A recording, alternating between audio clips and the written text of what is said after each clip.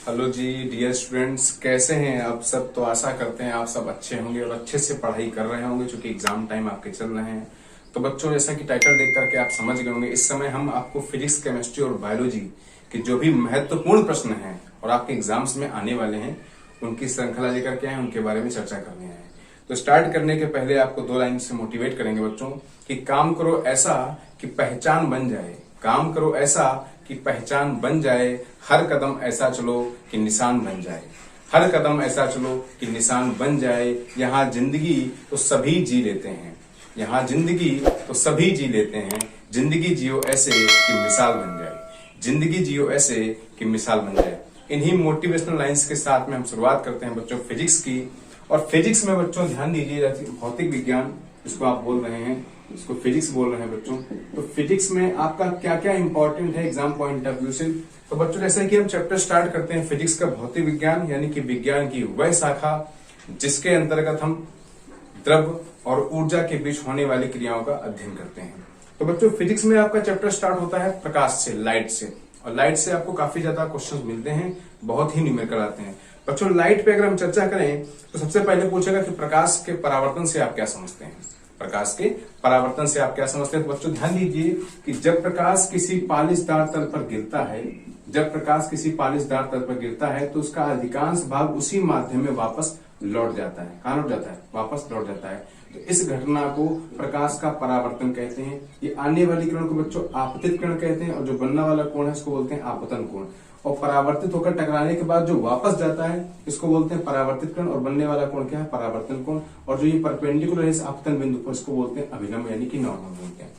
प्रकाश के परावर्तन के 2 नियम है बच्चों, आपतित किरण आपतन बिंदु पर अभिलंब, और परावर्तित किरण, तीनों एक ही तल में होते हैं। और जो आपतन कोण है वो परावर्तन कोण के बराबर होता है। इसके बाद बच्चों हम लोग आगे बढ़ेंगे इसमें, तो बात करेंगे फिर हम लोग अपवर्तन की। प्रकाश का अपवर्तन क्या है? तो जब प्रकाश किसी एक माध्यम से दूसरे माध्यम में प्रवेश करता है, अब प्रवेश कर रहा है, यहाँ पर पानी से टकराकर वापस लौट गया है। जब प्रकाश किसी एक माध्यम से, जैसे वायु से कांच में जा रहा है, वायु से जल में जा रहा है, जब प्रकाश किसी एक माध्यम से दूसरे माध्यम में प्रवेश करता है तो वो अपने मार्ग से थोड़ा सा विचलित हो जाता है। क्या हो जाता है बच्चों? विचलित हो जाता है। तो इस मुड़ना या विचलित होने की इस घटना को प्रकाश का अपवर्तन कहते हैं।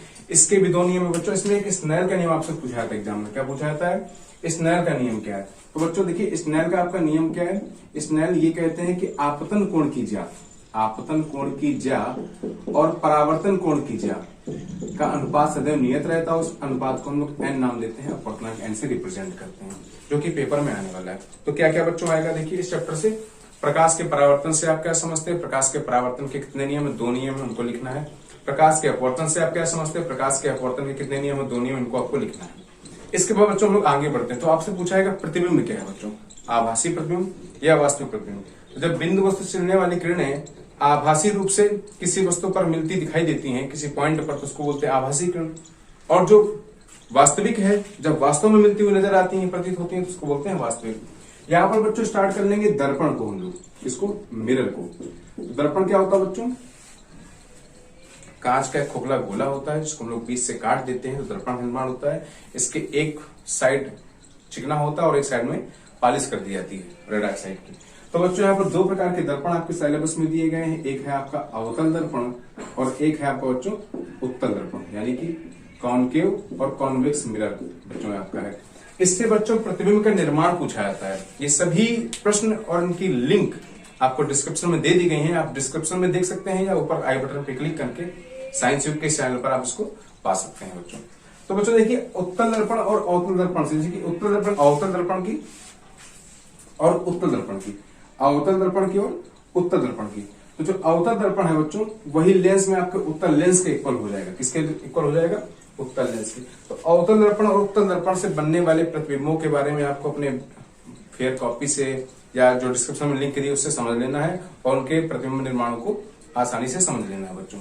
इसके बाद बच्चों जब आगे बढ़ेंगे तो उसके न्यूमेरिकल्स आते हैं। तो दर्पण में बच्चों 1/v, दर्पण की अगर हम बात करें बच्चों तो 1/v plus 1/u is equal to 1/f के सूत्र पर आधारित आपको प्रश्न मिलेंगे।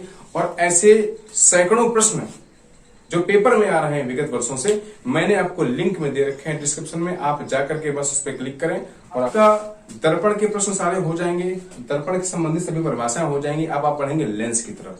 तो लेंस में बच्चों हम लोग दो कांच के जो गोलों को हम मिलाएंगे एक दूसरे से, तो जो कट के भाग मिलेगा वो हमें क्या मिलेगा बच्चों, लेंस मिलेगा। लेंस के दो नियम है अपवर्तन के, वो आपको पढ़ना है। लेंस के जो न्यूमेरिकल्स हैं, आवर्धन पे डिपेंडेंट हैं या जो भी हैं, वस्तु की दूरी क्या है, कैसे ली जाती है, निगेटिव क्या लेते हैं, पॉजिटिव क्या लेते हैं, वी कब निगेटिव लेते हैं, किस दर्पण में निगेटिव पॉजिटिव लेते हैं, उत्तल अवतल दर्पण या लेंस का प्रयोग कहाँ करते हैं, ये सभी चीजें आपको डिस्क्रिप्शन में मिल जाएंगी, आप देख लीजिए। लेकिन एग्जाम पॉइंट ऑफ व्यू से इंपॉर्टेंट है। आगे बढ़ेंगे बच्चों, चैप्टर आपका स्टार्ट होता है मानव नेत्र। क्या स्टार्ट होता है बच्चों, मानव नेत्र, जो कि आपका लॉन्ग क्वेश्चन बनने वाला है।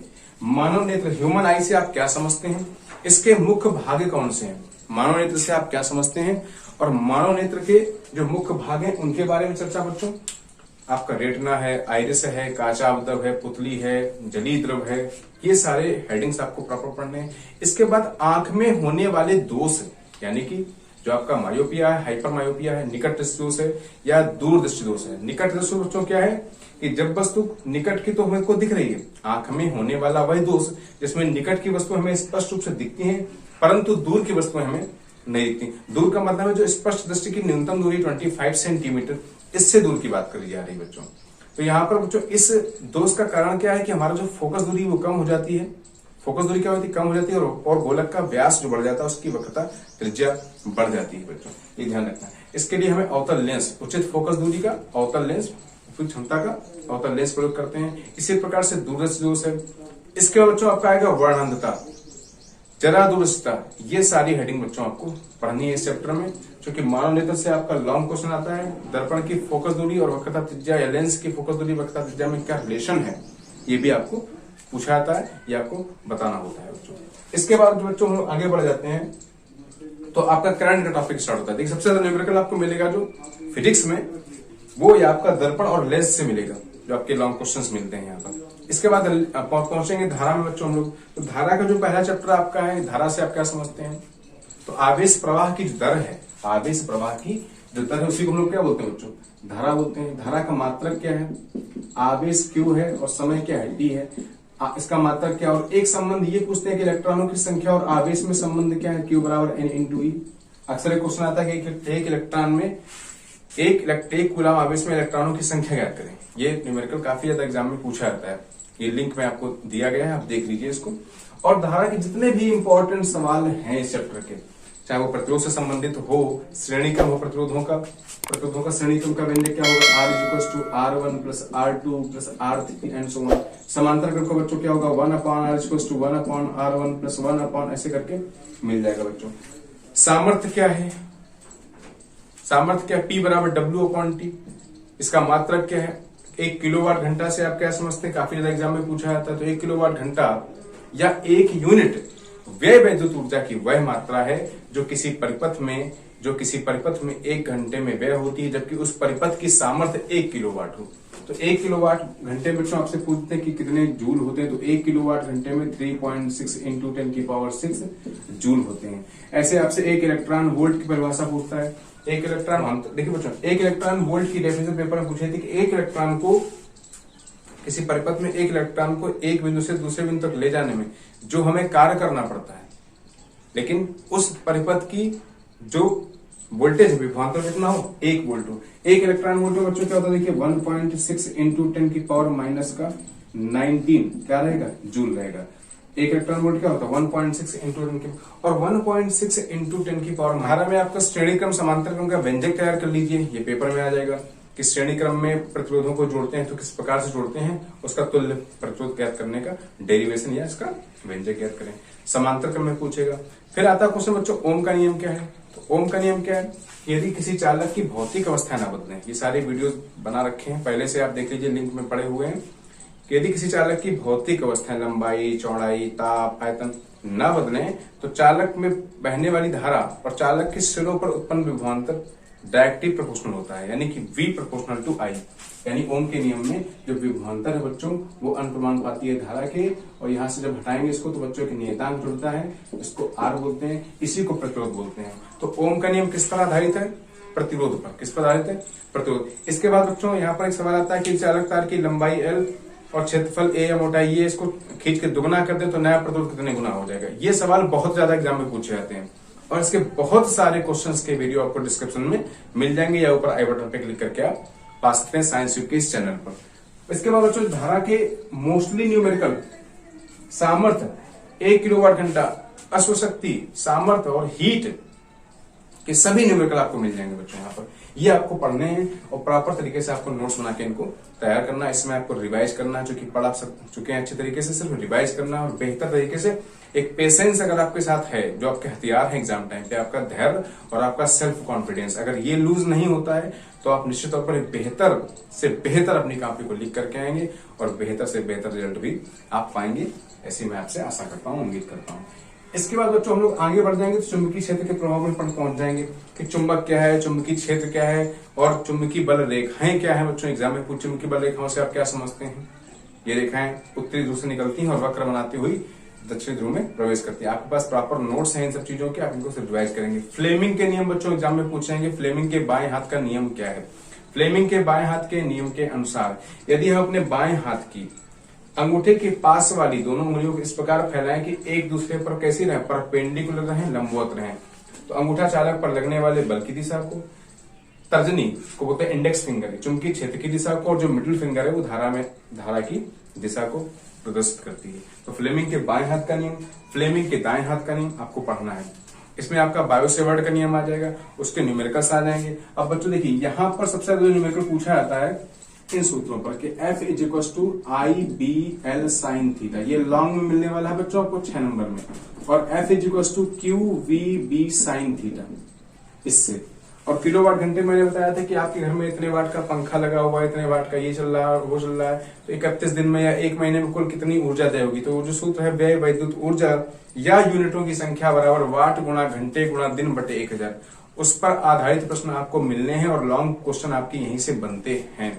या फिर वैद्युत मोटर पे आप टिप्पणी लिखिए, वैद्युत मोटर के बारे में बताइए, या डायनेमो जनरेटर। वैद्युत मोटर बच्चों क्या करता है, ये हमारी विद्युत ऊर्जा को यांत्रिक ऊर्जा में कन्वर्ट करता है, बदलता है। और जनरेटर जो होता है बच्चों वो क्या करता है, वो यांत्रिक ऊर्जा को इलेक्ट्रिक एनर्जी यानी कि विद्युत ऊर्जा में कन्वर्ट करता है। इस प्रकार के बच्चों इससे प्रश्न आने वाले हैं आपके।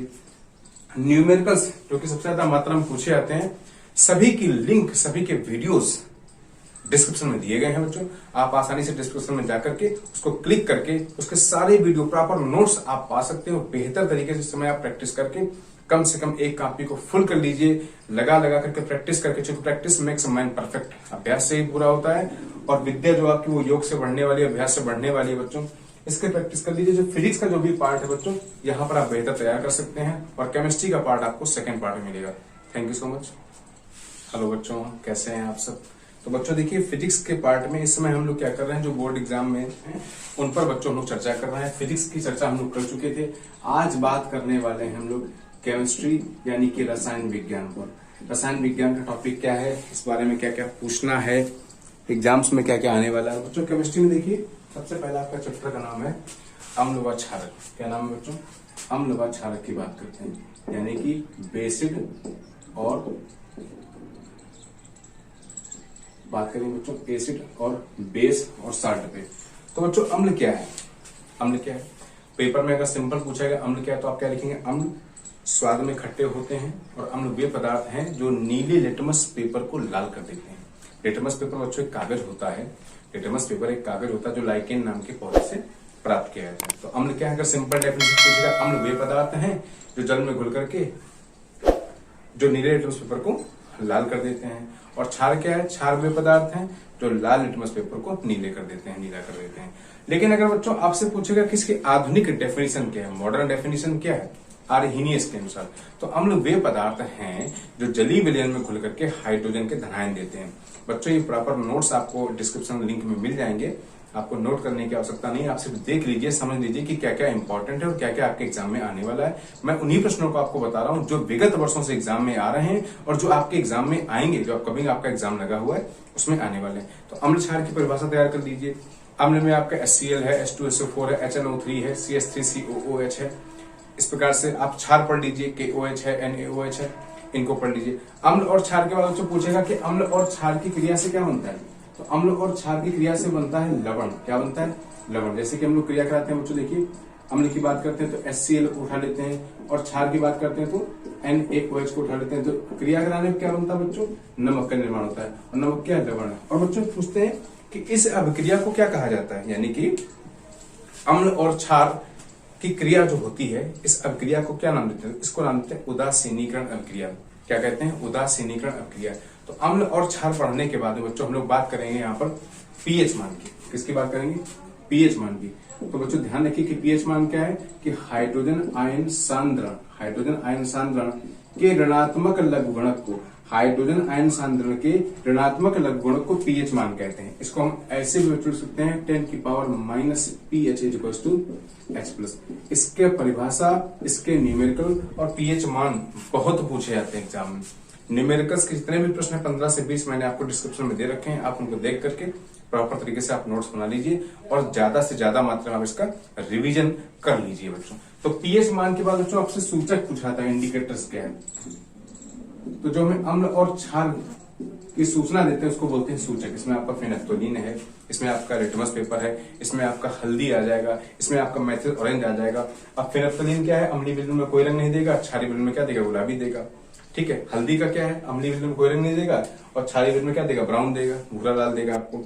इस प्रकार के प्रश्न के बाद बच्चों हम लोग ये पढ़ लेंगे कि अम्ल क्या है, क्षार क्या है, लवण क्या है, लवण के प्रकार क्या है। और इसी में बच्चों आपका आएगा धावन सोडा, कि धावन सोडा क्या है, इसका सूत्र क्या है, इसका रासायनिक नाम क्या है। तो धावन सोडा का रासायनिक नाम क्या है बच्चों, इसका सूत्र क्या है, Na2CO3 इंटू 10H2O या .10H2O, यानी कि सोडियम कार्बोनेट डेकाहाइड्रेट। कैसे इसका निर्माण होता है, इसके भौतिक गुण क्या है, इसके रासायनिक गुण क्या है, उसके उपयोग क्या है। इसी के साथ बच्चों स्टार्ट होता है खाने का सोडा, NaSCO3 यानी कि सोडियम बाई कार्बोनेट। इसको कैसे बनाते हैं प्रयोगशाला में, जिप्सम यानी कि प्लास्टर ऑफ पेरिस आपका, ब्लीचिंग पाउडर क्या है, ब्रेंडिंग स्टोन को कैसे बनाते हैं ये आपके पेपर में आने वाले हैं, इनको आप तैयार कर लीजिए। इसके बाद आगे बढ़ेंगे तो धातु का चैप्टर स्टार्ट होगा बच्चों। धातु में क्या है, प्रॉपर्टीज वैसे आपकी इस बार 30% में कट हो गई है, लेकिन आपको ये पढ़ना है कि कॉपर के अयस्क क्या है, क्यूप्राइट क्या है, मैलिकाइट क्या है, या एल्यूमिनियम के अयस्क क्या है, इनको पढ़ लेना। अब टिप्पणी बच्चों आपके निस्तापन, भर्जन, प्रगलन, गालक, निष्कर्षण, ये आपकी टिप्पणी में आने वाला है। इसके बाद बच्चों स्टार्ट होता है इलेक्ट्रोकेमिकल सीरीज, यानी कि विद्युत रासायनिक श्रेणी, ILIK, Na, Ba, Sr, Ca, Na, Mg, Al, Mn, Zn।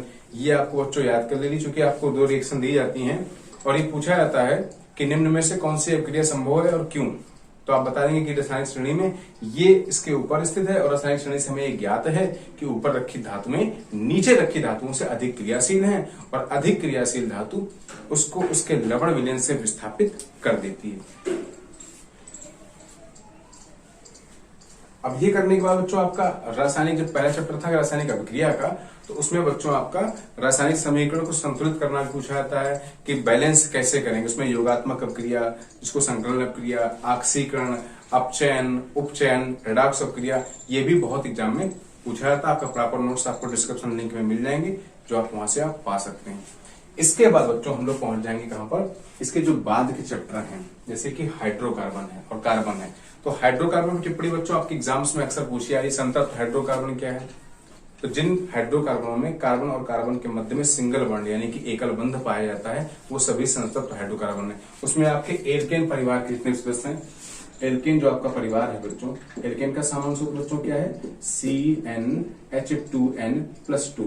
इस परिवार से मेथेन है, प्रोपेन है, ब्यूटेन है, पेंटेन है, ये सभी आ जाएंगे। और क्या मिलेगा, सिंगल बॉन्ड मिलेगा। असंतृप्त क्या है बच्चों, इसमें आपको सिंगल बॉन्ड ना मिलकर डबल बॉन्ड मिल जाए, ट्रिपल बॉन्ड मिल जाए। डबल बॉन्ड का मतलब है एल्कीन परिवार, और ट्रिपल बॉन्ड का मतलब क्या है, एल्काइन परिवार। इस परिवार के आपको मेंबर मिल जाएंगे। इसके बाद में कार्बन की चतुष्फल की प्रकृति पूछी जाती है, टेट्रावैलेंट जो इसका नेचर है कार्बन का, ये आपको बच्चों अच्छे से तैयार करना चाहिए, बहुत ज्यादा इंपॉर्टेंट है ये। इसी में बच्चों आगे जब बढ़ेंगे तो आपसे इन पर टिप्पणी पूछी जाएगी। एल्केन से आप क्या समझते हैं, एल्कीन से आप क्या समझते हैं, इनके क्रियात्मक समूह क्या है, जिसको हम लोग आगे बोलेंगे जाकर के IUPAC पद्धति, कार्बनिक यौगिकों के नामकरण की international union of pure and applied chemistry. ये बच्चों आपसे पूछा जाएगा इसमें, और इसके बारे में आपको लिखना होगा क्योंकि बहुत ज्यादा इंपॉर्टेंट है।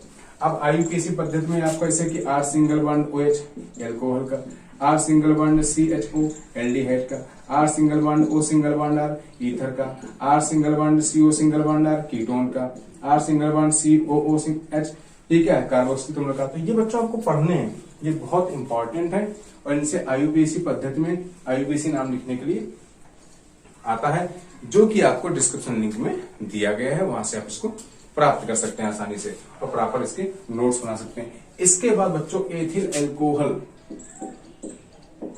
एथिल एल्कोहल और आपका एसिटिक अम्ल, ये बहुत ज्यादा पेपर में आता है। इनके आप बनाने की विधियां, इनके रासायनिक गुण और उपयोग को पढ़ लीजिएगा, क्योंकि केमिस्ट्री में जो इक्वेशंस आती है बच्चों यहाँ पर गलती करते हैं और यही आपके नंबर कट हो जाते हैं, कम हो जाते हैं। तो एथिल एल्कोहल एसिटिक अम्ल जो आपकी विषय वस्तु में कंटेंट में आपकी सिलेबस में दिया गया है, इसको आप अच्छे तरीके से तैयार कर लीजिए।